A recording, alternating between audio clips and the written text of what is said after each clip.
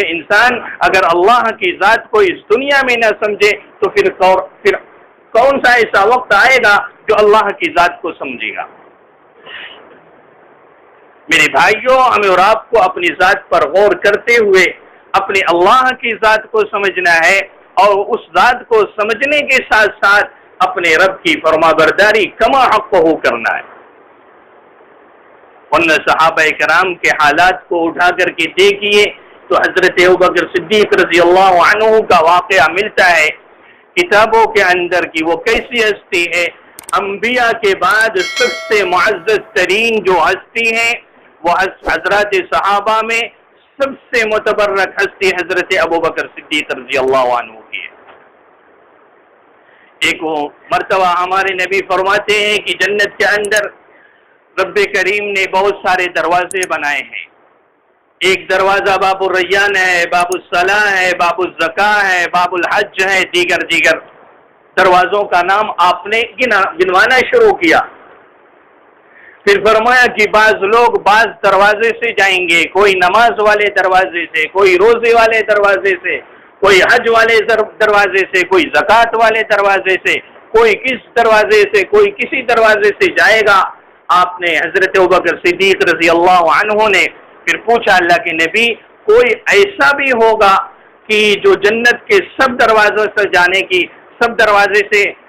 دروازے سے جانے کی اس کو اجازت ہوگی، یعنی ہر دروازہ اس کو پکارے گا کہ تم اس دروازے سے داخل ہو جاؤ؟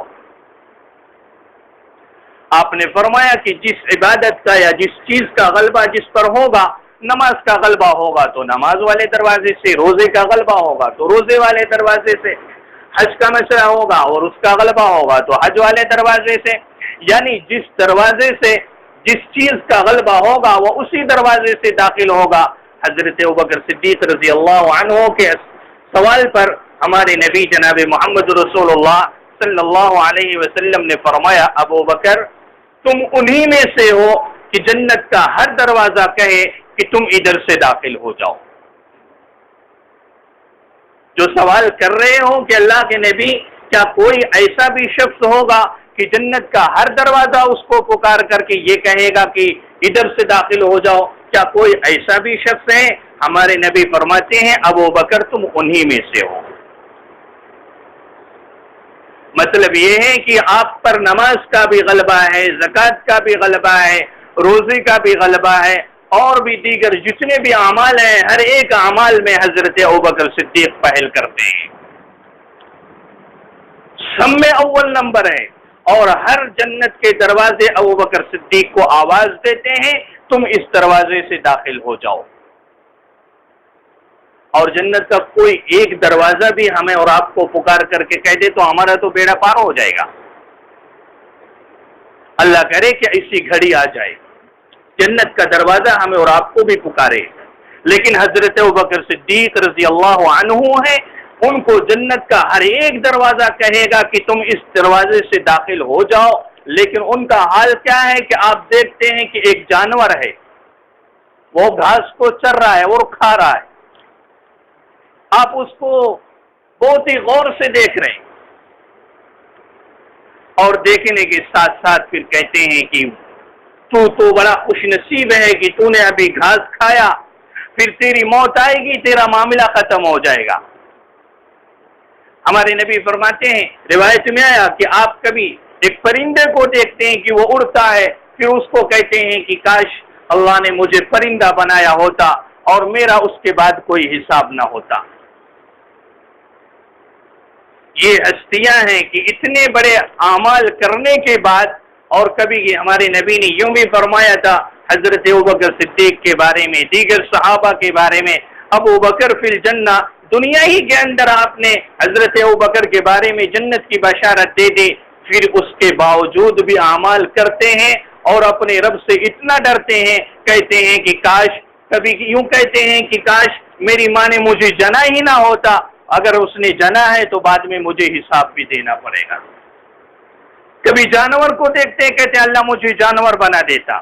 کبھی پرندے کو دیکھتے کہتے اللہ مجھے پرندہ بنا دیا ہوتا، اس لیے کہ ان کا کوئی مرنے کے بعد حساب نہیں، ابوبکر تیرا حساب شروع ہونے والا ہے۔ جب یہ ہستی اتنا ڈر رہی ہے اور اللہ کے سامنے حساب دینے کا معاملہ آیا ہے تو یہ بات کہہ رہے ہیں، تو میرے بھائیو ہمیں اور آپ کو حساب نہیں دینا ہے؟ کیا ہم نے کبھی یہ بات سوچا ہے کہ مرنے کے بعد ہمیں اور آپ کو بھی حساب دینا ہے؟ ہمارے پاس تو کوئی بھی معاملہ نہیں ہے، ہم تو کچھ بھی نہیں پیش کر سکتے ہیں، نہ تو ہمارے ساتھ میں نماز کا غلبہ، نہ روزے کا غلبہ، نہ زکوٰۃ کا غلبہ، نہ حج کا غلبہ، نہ اور بھی دیگر اعمال کا غلبہ ہے، کسی بھی چیز کا غلبہ نہیں ہے۔ نماز بھی مسئلہ آیا ہے نماز کا، تو اللہ معاف کرے میری بھی نماز وہی ہے، کیا ہے کہ قبول ہے کہ نہیں ہے کچھ ہمیں اور آپ کو اس کا اندازہ نہیں۔ اچھا کبھی اللہ ماشاء اللہ پڑھ بھی لیے خلوص دل کے ساتھ، تو لاش آخری وقت میں کچھ نہ کچھ تو ریا کا شائبہ آ ہی جاتا ہے کہ کم سے کم لوگ مجھے دیکھیں، بہت بڑا نمازی سمجھیں، اور بھی دیگر اعمال آتے ہیں تو ہم اور آپ اس میں کچھ نہ کچھ ریا کے شائبہ لے ہی آتے ہیں۔ کبھی خلوص اگر جھلکا بھی تو بعد میں ریا آ ہی جاتا ہے، لیکن وہ ہستیاں تو ایسی ہیں ہمارے اکابرین کی